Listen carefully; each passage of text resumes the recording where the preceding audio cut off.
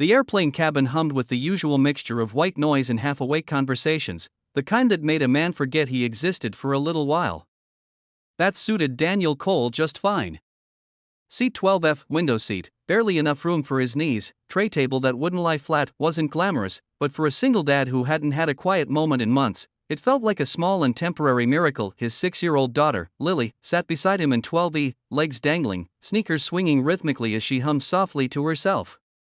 She was drawing in the small notebook he'd given her just before takeoff. The little sunlight pouring through the cabin window caught the purple glitter of her crayons. "Daddy, look," Lily whispered, tugging on his sleeve. "I drew us. You and me. And the plane. And the sky. And that's Grandma's house." She pointed to a big, squiggly house in bright yellow. Daniel smiled, the kind of smile that clipped the pain behind it just enough to pass. "It's perfect," he said, brushing a strand of hair behind her ear. "Grandma's going to love it." He wasn't sure if he meant the picture or Lily herself, because truthfully, his mother loved anything Lily touched. She'd been begging them to visit for weeks. After everything that had happened, after how hard the last 2 years had been, she wanted Daniel to come home. To rest. To breathe, but breathing had never been simple for Dan. Even now, on a plane where no one knew him, just another tired parent with a kid and a backpack, his shoulders stayed tense. His instincts stayed awake. His pulse stayed too aware. It had been 3 years since he stepped off the base. Since he handed over his uniform, his credentials, his future.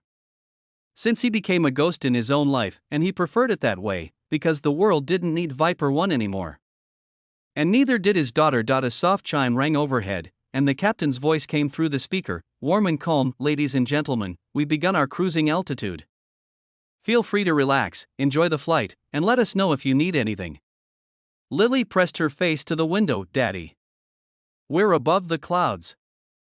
They look like pillows. Like the ones you said were too expensive to buy." Daniel chuckled, rubbing her back. "They were too expensive." For a few minutes, everything felt normal, ordinary, even. Lily started coloring again. The older couple 2 rows ahead argued good-naturedly about crossword puzzles. A flight attendant rolled a cart down the aisle, handing out mini pretzels. Daniel let his eyes close, just for a moment, just one, but that was when he felt it, a shift. Subtle, but unmistakable.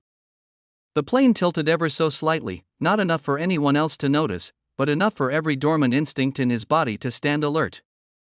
His eyes opened. Something wasn't right. The engines didn't change pitch.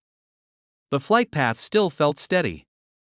Passengers still chatted around him as if nothing had happened, yet Daniel's breath shortened. He tried to talk himself down. "Relax. You're not in the cockpit. Not anymore. You're in seat 12F. With your daughter. On a commercial flight. You're not responsible for anything up here." But his gut didn't care. His fingers curled tightly around the armrest. Then Lily gasped, "Daddy, what's that?" Daniel turned just in time to see it through the small oval window. A jet, not just any jet. An F-22 Raptor flying parallel to their commercial plane, close enough for Daniel to see the tail number.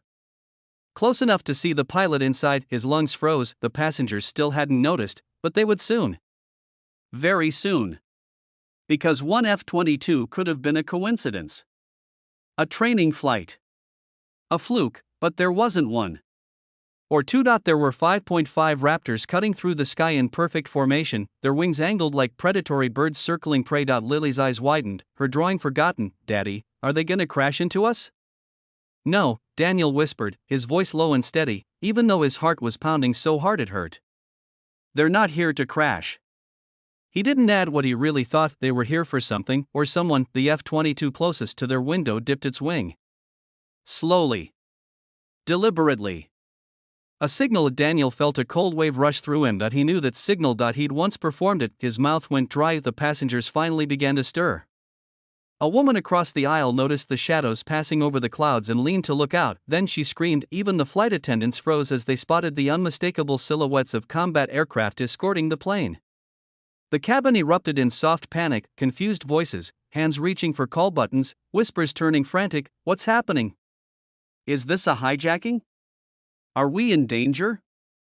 Daniel didn't move. He just stared at the jets, refusing to blink. 3 years gone. A life erased. A new identity. A promise to stay away from the world he once served. So why were they here? The overhead speaker flickered with static. Then, a new voice came through. Deeper. Sharper. The kind of voice no civilian airline used. This is Commander Hawk of the United States Air Force. The cabin fell dead silent. Passenger in seat 12F, stand by for direct communication. Daniel's blood turned to ice. Lily looked up at him, confused, frightened. Daddy, they're talking to you. He swallowed, unable to speak. Every head in the cabin turned toward him. The mother across the aisle pulled her child closer. The businessman 2 seats over stopped breathing entirely. Daniel raised his hand slightly, instinctively, a gesture of non-threat even though he hadn't done anything. He could barely find air. The intercom clicked again. Sir, we know you can hear us. The voice softened, but only slightly. Welcome back, Viper 1. Gasps erupted around the cabin. Lily blinked. Daddy, what's Viper 1? But Daniel's mind wasn't in seat 12F anymore. IT wasn't even on the plane. IT was back in a cockpit miles above enemy territory. The night the world both hailed him and condemned him. The night everything changed. The night he walked away. He gripped the armrest so hard his knuckles turned white. The speaker crackled again. Viper 1, we request you come forward to the cockpit immediately. We have orders from the highest command. It's urgent. The flight attendants looked at him as if he were radioactive. A man in the opposite row whispered, he's military. Has to be. But why would the Air Force send Raptors for one man? Another leaned back in his seat, gripping his phone. What did he do? Daniel forced himself to take a breath. That he wanted peace, he wanted anonymity, he wanted to give Lily the life she deserved, but peace wasn't something men like him kept for long. He slowly unbuckled his seatbelt. The sound of the metal click echoed through the still cabin. Lily grabbed his sleeve. Daddy, don't go. Daniel knelt in front of her, cupping her small face in his hands. I'll be right back, okay? I promise. Her lower lip trembled. Are they taking you away? He shook his head. No one's taking me anywhere.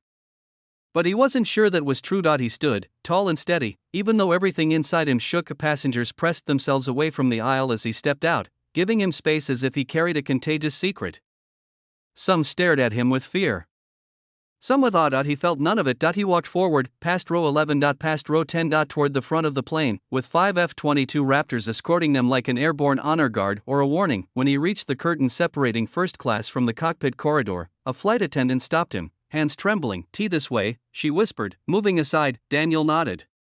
Then a voice came over the intercom again, sharper now, almost impatient. Viper 1, the world needs you back. He closed his eyes and stepped forward, whether into his past or into something far darker.